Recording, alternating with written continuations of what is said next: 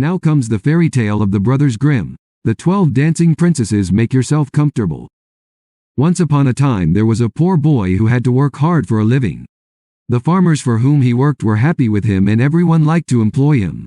When he walked through the village, the girls nodded to each other and furtively looked after him, for he had a handsome figure. His hair, black as a raven's feather and long as a mane, flowed about his neck. A little beard sprouted like a shadow on his upper lip. And he had eyes. They were so beautiful that they delighted all the girls. When the young girls drove their cows to the well, they looked for an excuse to start a conversation with the boy. But he ignored her. It seemed he didn't even notice they were there. Looking neither left nor right, he drove his flock to pasture, and did his work far better than anyone else. No one understood how he managed that the cows in his herd were doing better than elsewhere and giving more milk. Wherever he let them graze, the grass was thicker and lusher. He was definitely born under a lucky star, destined for something special. But he himself knew nothing about it. It never occurred to him to feel chosen, and he had no idea what the future held for him. He was content with himself the way he was, went about his work and didn't get in the way of anyone either in word or deed.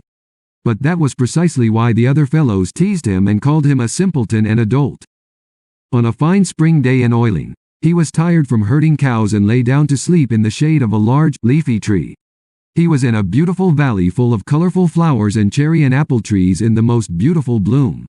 Nearby, at the foot of a mountain, a babbling brook babbled, the loud murmur of which gently lulled the shepherd to sleep. The tree in whose shade he lay was so large that it seemed as if its branches were touching the clouds. Many birds chirped and built their nests in the dense foliage. Her singing filled everyone with joy. The shepherd had scarcely laid his head in the grass when he fell asleep. It wasn't long before he had a beautiful dream. He dreamed that a fairy, as beautiful as anything between heaven and earth, came up to him and told him to go to the king's court, where he would make his fortune. When he woke up he said to himself, "My dear, what does that mean?" And he racked his brains about it. All day long he thought about what this dream should mean, but he couldn't get behind the meaning. It never occurred to him that it could be his lucky star that showed him the way to happiness. The next day, when he had put his cows out to pasture, he went back to the tree, lay down to sleep at its foot, and dreamed the same dream. When he woke up, he said to himself, "My dear, that's magic." And he was lost in thought all day. On the third day he again made his way to the tree, lay down and dreamed the same dream again. But this time the fairy threatened him with great harm if he refused to do what she told him to do. Immediately he got up, drove his cows home, locked them in the cowshed and went to his farmer. "Farmer, an inner voice tells me that I must go out into the world in order to make my fortune. I have served you honestly for a long time, now let me go and pay me my wages." "Why do you want to leave me, lad?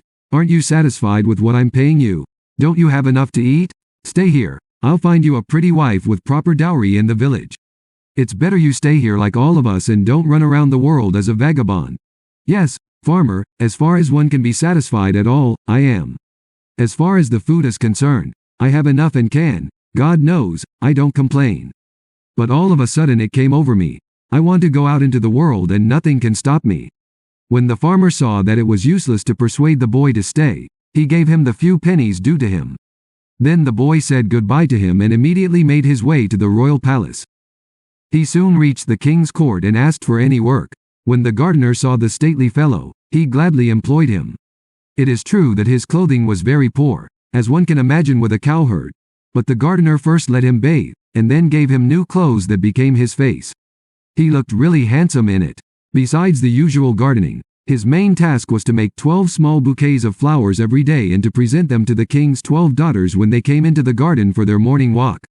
These 12 princesses were enchanted, and they could not marry until a man found out the secret of their enchantment and one of his fell in love with him. They were passionate about dancing, and each night they would dance through a pair of white silk slippers, but no one had the slightest idea where it was happening. The king was saddened by the amount of money he had to spend on his daughters' dancing shoes, but he was even more saddened by their cold-heartedness, for none of the noble sons of the country who came as suitors to the castle found mercy in their sight. So he issued a proclamation that whoever could find out where his daughters danced so many shoes might marry any princess of his choosing, be he king or beggar. Everyone knew that the princesses were taken together at night to a room which was closed in front of it by 9 iron doors with heavy padlocks. But no one knew where they danced their shoes, for no one had ever seen them come out of the room. When the king called, the king's sons and the sons of counts, sons of noblemen and sons of a lower rank answered. Everyone who came stood guard at the door of the princess's chamber for a night, and every morning the king waited impatiently for the result. But he was always told that the young man had disappeared, and no one could explain what had happened. Not a trace of him could be found. In a short time 11 men had suffered this, and now the others lost heart. No one wanted to stand guard anymore, and one by one they made their way home again, not wanting to risk their lives for a girl. It pained the king that the 11 young people had disappeared from outside his daughter's room, and he now thought he had to resign himself to buying 12 pairs of new shoes a day. But he grieved that his daughters should grow old without a bridal wreath ever adorning them. Old and gray, they would still sit in front of the mirror and braid their hair.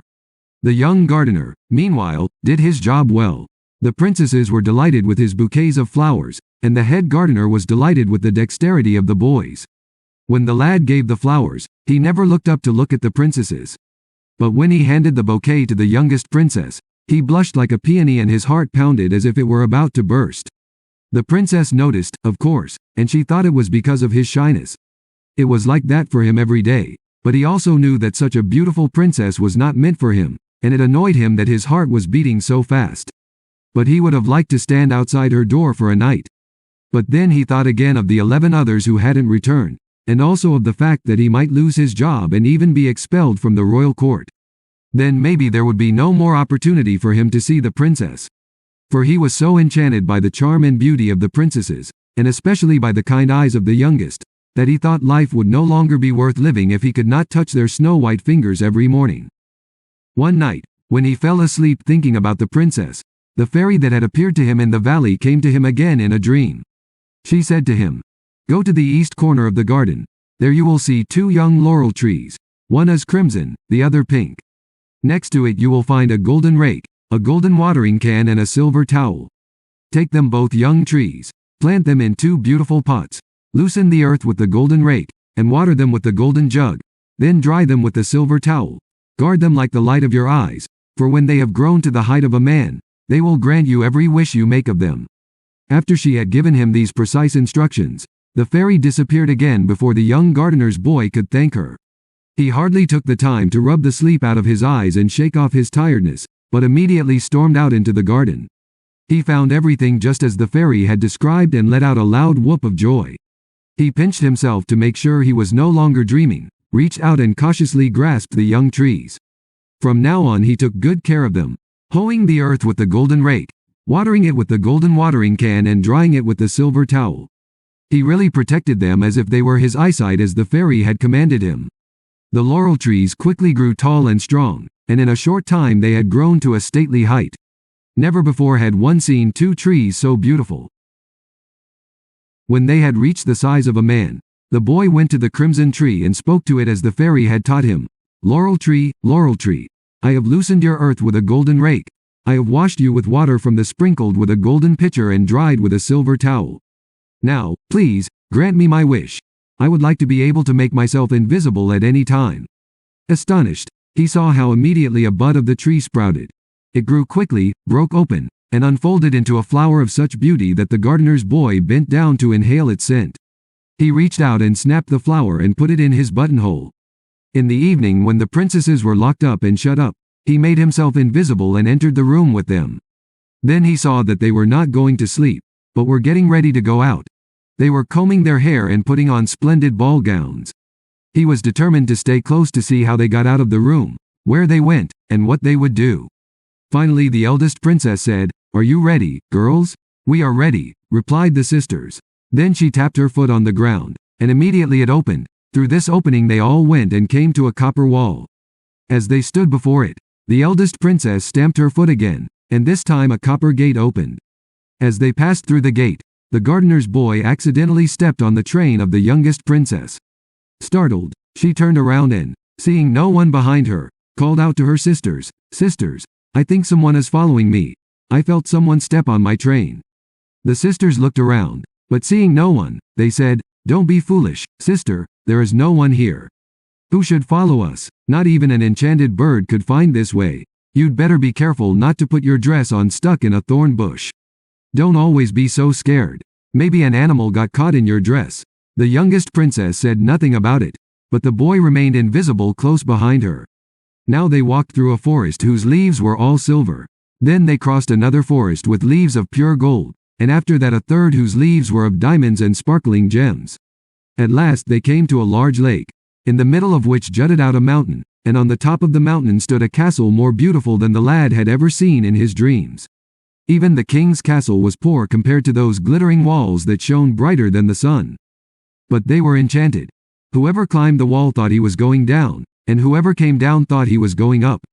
12 rowers clad in gold were waiting with their boats on the lake shore, and each princess got into a boat, which immediately pushed off the shore. The invisible gardener's boy went in the younger princess's boat. The boats glided gently over the water. Only the one with the youngest princess stayed a little behind, and it seemed to the oar that the boat was heavier than usual today. When they reached the mountain in the middle of the lake, music reached their ears that made everyone who heard it dance. The princesses scurried into the castle and immediately began to dance with the young gentlemen who were waiting there, the gardener's boy always close at hand. He could hardly believe his eyes. The ballroom was so vast that one could hardly see from end to end. The walls were adorned with gold and precious stones, and wax candles as thick as a man burned in the golden candlesticks, illuminating the room as bright as day. At first the gardener's boy stopped in a corner to marvel at all the wonders.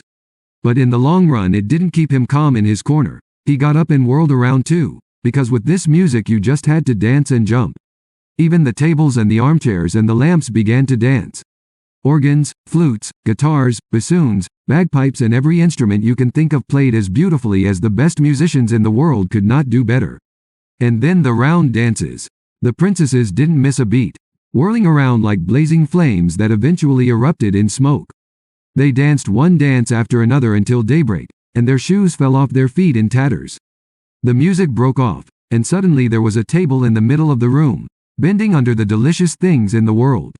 Everyone sat down and ate and drank to their heart's content what the servants handed them in their richly embroidered robes. The gardener's boy withdrew to a corner and watched what was going on from afar. His mouth watered. When the round table was over, the princesses returned exactly the way they had come, the gardener's boy close behind them again. In the forest where all the leaves were silver, he broke off a branch that was hanging over him. Then a violent shudder went through the whole forest, and the trees bent, but not a single leaf fell from the branches. The girls were startled. "What can that be, eldest sister?" "What will it be?" answered the eldest. "The little bird that has its nest in our castle church must have flown through the leaves, because only it can come here." The girls walked on and entered their room the same way they left. The next morning, when the gardener's boy handed the bouquets to the king's daughters, as usual, he had skillfully hidden the silver sprig among the blossoms for the youngest princess. She was very surprised when she saw it, for she could not explain how this branch could have come between her flowers. The next evening the same thing happened. The boy secretly followed the princesses again, only this time he took a twig from the golden forest to tie between the youngest sister's flowers. And again the eldest sister calmed the fear of the others when the trees of the forest trembled. The next morning the youngest princess received the golden sprig with her flowers, and her heart began to pound violently. She waited for a favorable moment, and on the pretext of going for a walk she went into the garden. When she met the gardener boy, she asked him, "Where did you get that branch you tied between my flowers?" "You know that only too well, princess. Does that mean that you have followed us and know where we go every night? How do you manage that not one of us has seen you?" "That is my secret, so take this gold and tell no one a word about your nightly discoveries." "I don't sell my silence, princess. If I hear that you say a word about it, I will have your head cut off," said the princess. But while she was regal, she felt tenderness in her heart for him. On the third night he followed the sisters again, invisible as before, and broke a twig in the diamond forest. Again a movement went through the whole forest, and once more the eldest calmed her younger sister with words of comfort. But when that happened, the youngest sister's heart was filled with an unprecedented happiness. The next day, when she found among her flowers the diamond leaf, she cast a surreptitious glance at the gardener's boy, and found that he scarcely differed from the son of a nobleman or a king, so handsome did he appear. The gardener's boy also glanced furtively at the princess and saw that she was looking thoughtful and dreamy.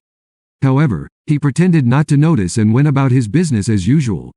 The other sisters had observed the two and made fun of the youngest sister, but she said nothing about everything and hid her happiness.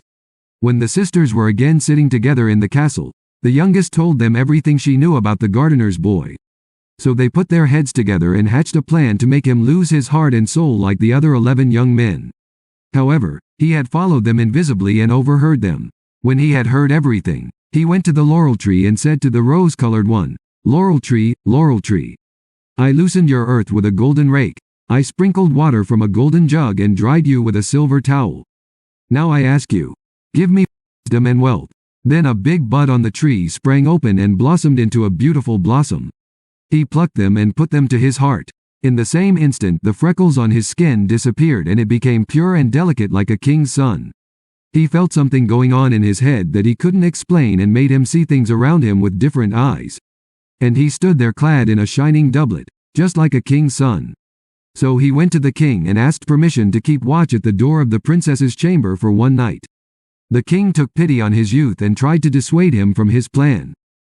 But the lad was undeterred, and so the king finally gave his consent. Of course he had no idea that the gardener's boy was standing in front of him. He had changed like that. When the king introduced him to his daughters, it's hard to believe, none of them recognized him. Only the youngest suspected who was standing in front of her, because her heart beat faster at the sight of him. When they went out to the dance that night, they took him with them. They reached the enchanted castle again and danced almost till dawn before they sat down to eat. He was handed the drink that was supposed to make him forget everything, just as it had happened to the other 11 young men before him. Then he turned to the youngest princess with a wistful look and said in a trembling voice, Do you want me to drink? I am ready to die for love of you if you are so heartless. No, my heart is not cold. The fire of your love has warmed it. Don't drink. I would rather be a gardener's wife than a king's daughter without love. Everyone present had heard what the two were saying. Suddenly the magic vanished. The castle disappeared like a ghost, and the princesses and their suitors found themselves in the king's court again. When the king suddenly saw her before him, he was speechless with astonishment and stroked his beard with both hands. After the gardener's boy had told him all about the night's adventures, he gave him the youngest daughter in marriage, and after that he consented to the marriage of his other daughters to the 11 sons of kings and nobles. He promised to bring them all to their own kingdom. At all this there was great rejoicing throughout the land, such rejoicing that 100 tongues could not describe it. Hundreds of guests came to the wedding celebration, musicians played, the tables buckled under the weight of the food and drinks. Everyone was happy that the princesses were finally to be married, and many wanted to know how this marriage had come about, after all the suitors for the hand of a princess had disappeared before.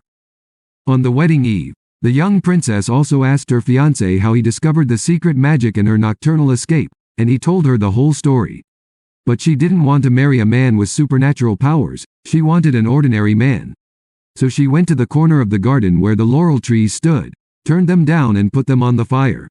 Eventually they were all married and lived happily together until they grew old together. Thanks for listening. A thumbs up and a subscription would be appreciated. Many exciting stories and fairy tales will follow.